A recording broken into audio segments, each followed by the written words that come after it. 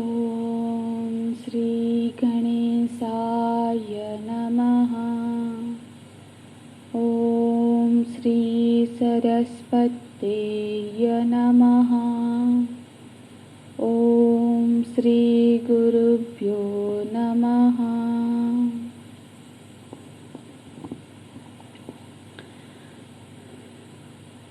व्यक्ति बहुत सारे अवांछित अनावश्यक चिंताओं में घिरे रहता है और इस तरह से वो जो अपने जीवन का मूल्यवान समय होता है उसको वो गवा बैठता है। इसीलिए भगवान भाष्यकार उसे सावधान करते हुए बोलते हैं, काते कांता धनगत चिंता बातुल किं तब नास्ति नियंता। काते कांता धनगत चिंता बातुल किं तब नास्ति नियंता। त्रिजगति सज्जन संगतिरेका भवति भवार्णव तरणे नौका। भवति भवार्णव तरणे नौका। भज गोविन्दं भज गोविन्दं गोविन्दं भज मूढ़मते।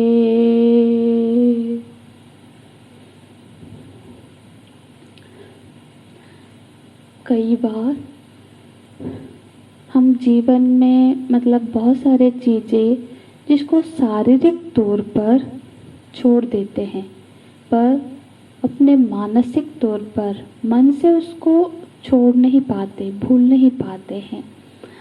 तो इसीलिए भगवान भाष्यकार, क्योंकि वो तो जगत गुरु है, आचार्य है, इसलिए वो जैसे फटकार लगा रहे हैं, डांट रहे हैं, बोलते हैं कि तुम जो हमेशा चिंता करते रहते हो कि मैं ही ये कर लूँ, मैं नहीं करूँगा तो कैसे बनेगा, कैसे होगा, मेरे अलावा तो इन लोगों का क्या होगा।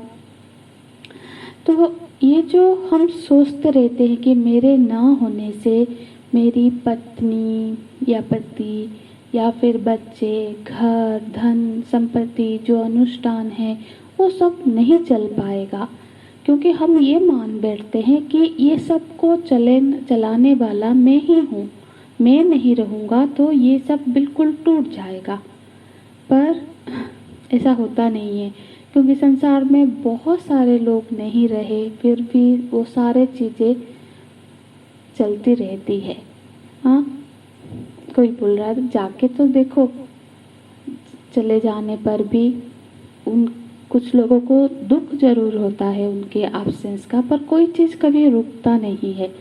सारे चीज़ हो सकता है कि हम जो सोच रहे थे कि हम ही सबसे अच्छे करते हैं, हम उसको छोड़ दें तो उसके बाद हो सकता है कोई और हमसे भी अच्छे से वो चीज़ हो, या हो सकता है हमको समझ में नहीं आ रहा है कि हम कई जगह पे उसको अच्छा करने की तरह वहाँ रुकावट बनते हैं।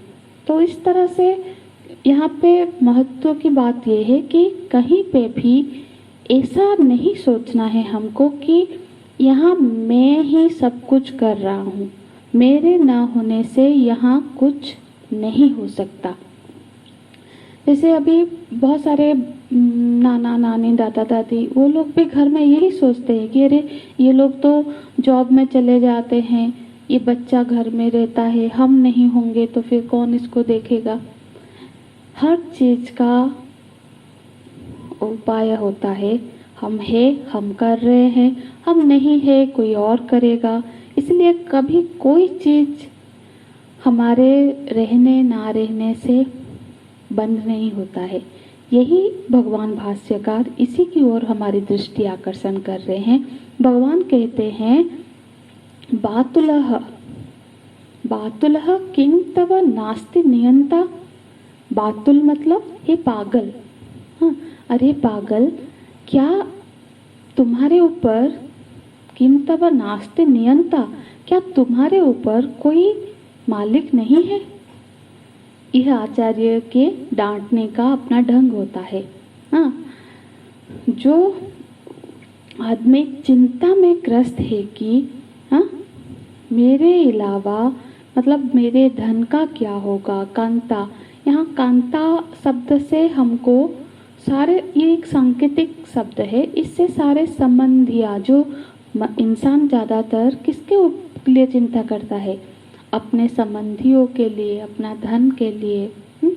तो उसी को यहाँ सांकेतिक रूप से कांता और धनगत चिंता, ये दोनों एक ही पद है।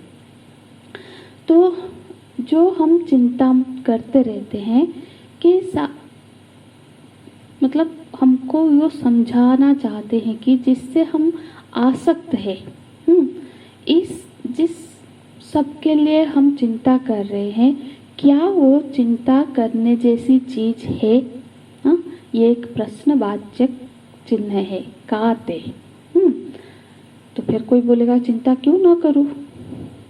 इसीलिए नहीं करें क्योंकि तुम्हारे ऊपर भी कोई है जो तुम्हें भी नियंत्रण कर रहा है, तुम्हें जो सुरक्षा दे रहा है वो उनको भी सुरक्षा दे रहा है ना? तो तुम्हें चिंता क्यों है?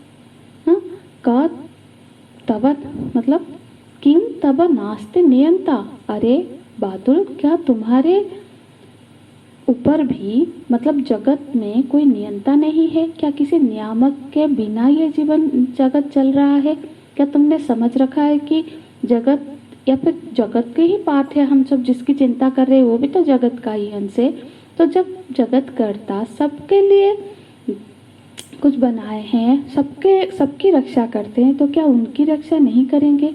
नियंता माने जो नियंत्रण करते हैं, जिसके नियंत्रण से ये सारी ऋतुएं बदलती है, दिन रात होता है, मतलब सारे संसार बिल्कुल नियम के प्रकार मतलब संचालित होती है, वो नियंता, उनके होते हुए हम क्यों चिंता कर रहे हैं?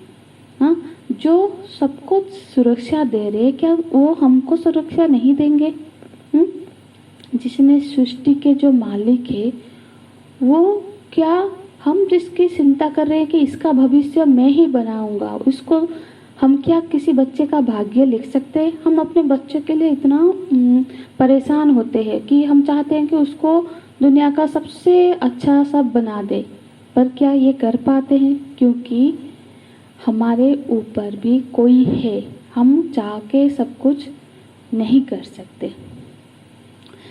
तो यहाँ पे असल में ये जो चिंता ना करने की, चिंता रहित होने की अर्थ है, ये लापरवाही होने के नहीं बता रहे हैं। किसी व्यक्ति को किसी वस्तु या किसी स्थान या फिर मतलब किसी की परवाह करना और चिंता करना, ये दो अलग बात होती है। चिंता मुक्त हो जाने का अर्थ ऐसा नहीं समझना चाहिए कि व्यक्ति लापरवाह हो गया और अब वो किसी की फिक्र नहीं करता है। यदि ऐसा अर्थ करेंगे तो वो गलत हो जाएगा। लापरवाह होना और बेपरवाह होना, ये दोनों में अंतर है। लापरवाह तो व्यक्ति तब कहलाता है ना, तब होता है जब उसके लिए एक दायित्व है, एक कर्तव्य है, और वो आलस्य के बस होके, प्रमाद के बस वो कर्तव्य अपना नहीं कर रहा है। कोई सेवा मिला है और प्रमाद आलस्य की वजह से वो उस सेवा में नहीं प्रवृत्त हो पा रहा है, और प्रवृत्त होता भी है तो पूरे उत्साह से, पूरे मन से नहीं लग रहा है, तो वहाँ पे वो लापरवाह है। ये किसी भी दृष्टिकोण से मतलब प्रशंसनीय नहीं है। यदि तो जीवन में दायित्व का निर्वाह करेंगे, हाँ, अपने कर्तव्य का पालन करेंगे, तो भगवान बोलते हैं समाचार वो उनको प्रिय है।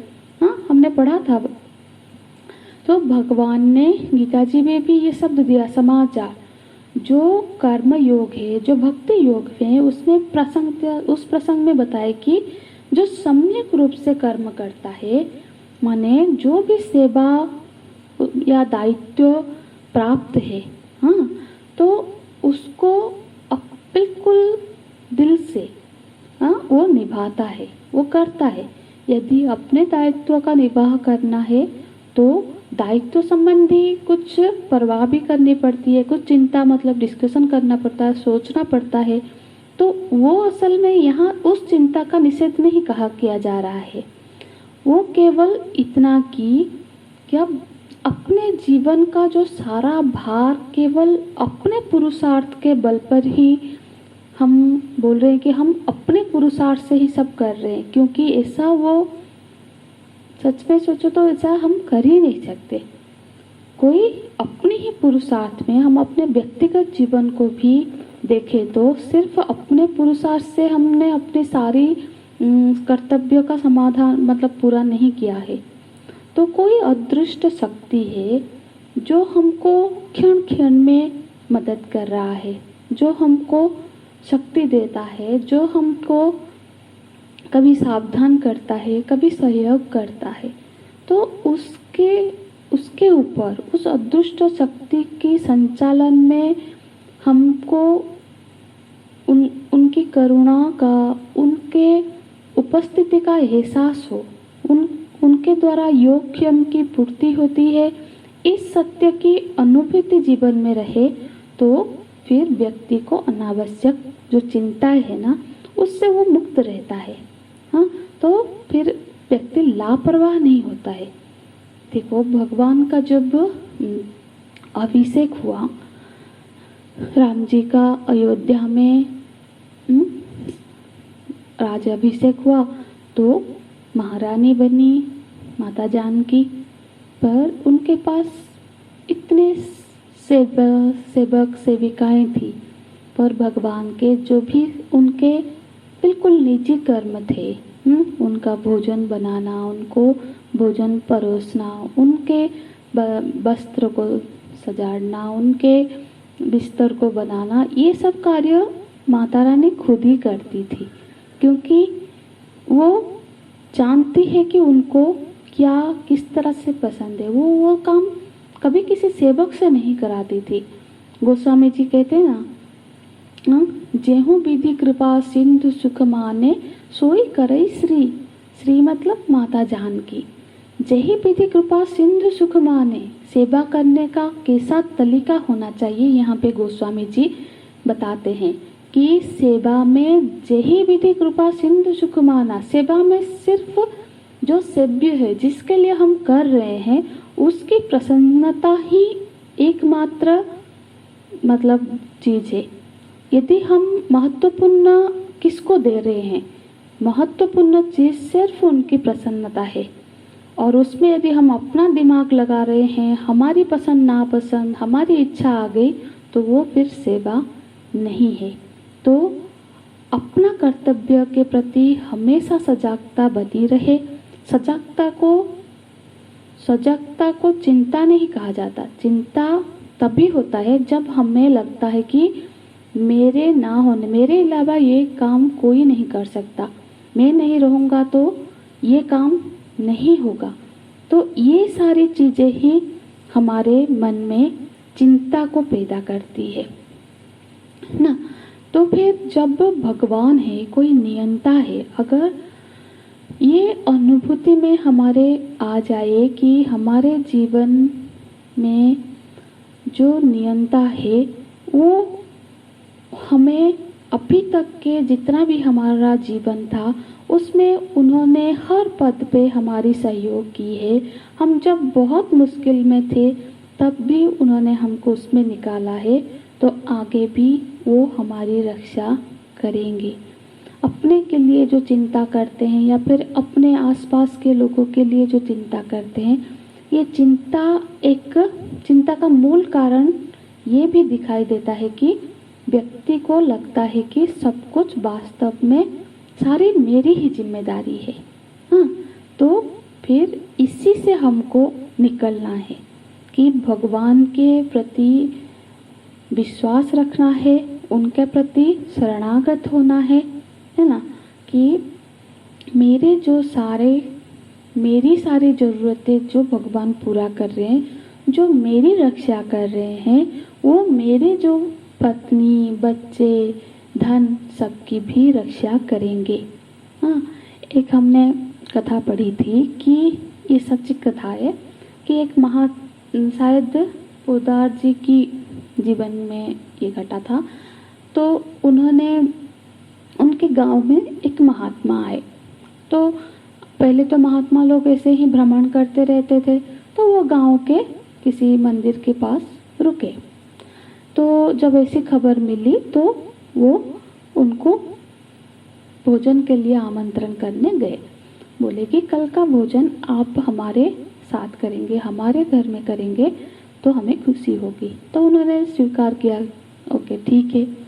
और दूसरे दिन इन्होंने अपने छोटे भाई को भेजा कि आप जाओ और उनको ले आओ।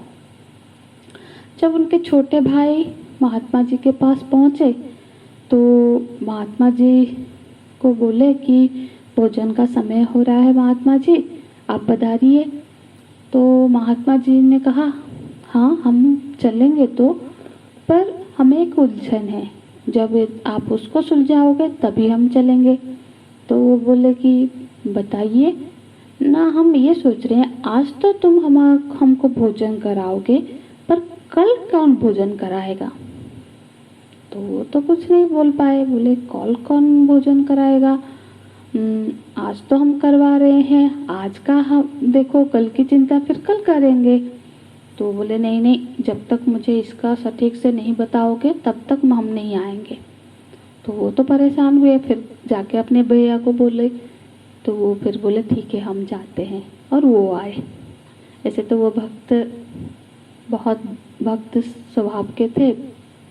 उन्होंने प्रणाम किया तो वही प्रश्न महात्मा जी ने उन्हीं को भी बोला कि आज तो तुम भोजन करवा दोगे, पर कल का हमारा क्या होगा।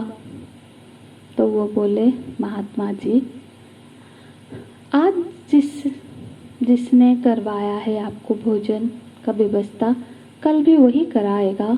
जो पिछले कल जिसने किया था वो वही आज भी करा रहा है और कल भी कराएगा।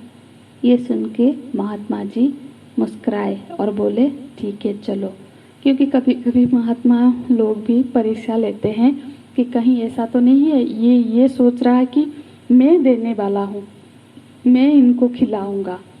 तो इसी की परीक्षा बस वो ऐसे पूछ रहे थे कि तो ये फिर उनको खुशी हुई ये जान के कि ये सच मायने में सेवा और कर रहे हैं। ये नहीं समझते हैं कि मैं कोई खिलाने वाला हूँ, खिलाने वाला देने वाला तो भगवान ही है। बातुलम किंग तब नास्ति नियंता। इतनी सोचना कोई बुद्धिमानी की, इतनी चिंता करना कोई बुद्धिमानी की बात नहीं है। तो बोलते हैं त्रिजगति, तीनों लोक में। कोई कोई इसका अर्थ तीनों अवस्थाएं भी करते हैं, जागृत, स्वप्न और सुषुप्ति। पर हम चाहे जो भी हो, तीनों जगत में ये प्रसिद्ध माना जाता है, प्रसिद्ध है कि क्या कि सज्जन संग तेरका भवति भवार्णव तरणे नौका। यही प्रसिद्ध है तीनों लोकों में कि ये भवसागर, ये जो भवसागर है, इससे जो नौका पार करा सकती है वो है केवल सज्जन के संग, सत्संग। था सत्संग ही एकमात्र नौका है जो ये जो भव रूपी संसार है, अर्णव, अर्णव मतलब सागर, समुद्र, भव जो कि बनना। तो ये जो संसरण में हम पड़े हैं कि एक बन ही रहे हैं, तो इस संसरण रूपी, संसार रूपी जो समंदर है, सागर है, इससे तरने का, इससे पार जाने का एकमात्र नौका है, वो है सज्जन संग। सज्जन का संग मतलब सत्संग। तो ये जो सत्संग रूप है वो क्या करता है? सत्संग हमारे जो मान्यताएं हैं, गलत मान्यताएं हैं, उसको दूर करता है, हमारी मोह की निवृत्ति करता है। उससे क्या होता है, उससे जो हम संसार में बंधे हैं, संसार में हम सिर्फ अपने अज्ञानवश, अपने मोह के कारण ही बंधे हैं, तो सत्संग उसी को दूर कर देता है। इसीलिए सत्संग से ही किसी को ये संसार नौका, मतलब इस संसार से वो पार जा सकता है। सज्जन संगति एक ही ऐसा नौका है, एक नौका बनी है जो कि बोले सज्जन का संग करना है। नौका ये व्यक्ति को संसरण से, संसार सागर से ताड़ देती है। ये तीनों लोकों में प्रसिद्ध ही है। तो फिर व्यक्ति धन कांता आदि की चिंता छोड़ करके अधिक से अधिक समय सत्संग करना चाहिए। अधिक से अधिक समय सज्जनों का संग करके अपने जो सारी गलत मान्यता है उसको दूर करके उसको भगवत शरणागत होना चाहिए। भगवान की कृपा का, भगवान के होने का हमेशा हमको ये एहसास हमारे अंदर हमेशा बनी रहे कि कोई है जो मेरी हर क्षण रक्षा कर रहा है और वो मेरे सारे परिवार की, सबकी भी रक्षा कर रहा है। इसीलिए वो निश्चिंत होके भज गोविंदम, भगवान का भजन करे। तो आगे के जो 14 श्लोक है, आगे के श्लोक से कहा जाता है कि इसको, आगे के श्लोक से बाकी 14 श्लोक है उसको बोलते हैं कि मंजरिका, चतुर्दश मंजरिका बोला जाता है। हालांकि ऐसा कहना बोलते हैं कि जब भगवान शंकराचार्य जी बनारस में विचरण कर रहे थे उस समय उन्होंने ये ग्रंथ की रचना की है। और ये 13वें इस श्लोक तक रचना उन्होंने भगवान शंकराचार्य की खुद की है। और उसके बाद के जो श्लोक है वो उनके जो शिष्य थे उनके साथ उस समय उन्होंने एक एक श्लोक इसमें अभी लिखा है जो कि आगे के सारे श्लोक है और ये भी उतना ही महत्वपूर्ण है। तो हम उस सबका आगे फिर उस पर चर्चा करेंगे। हरिओम तत्सत। ओम पूर्णमदः पूर्णमिदं पूर्णात् पूर्णमुदच्यते पूर्णस्य पूर्णमादाय पूर्णमेवावशिष्यते। ओम शांति शांति शांति। हरिः ओम। श्री गुरुभ्यो नमः। हरिः ओम।